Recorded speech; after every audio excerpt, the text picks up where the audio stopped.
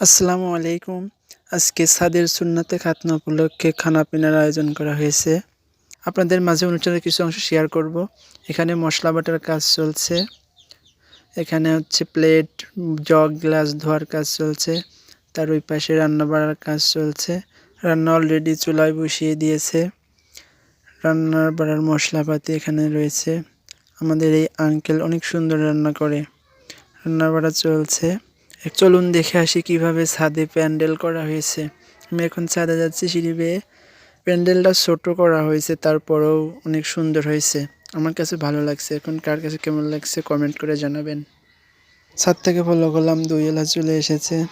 দই নিয়ে সবাই দই মেপে বুঝ করে নিচ্ছে।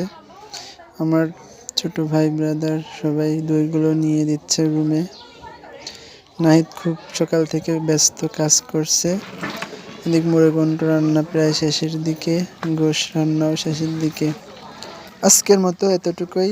সবাইকে এতক্ষণ সঙ্গে থাকার জন্য ধন্যবাদ।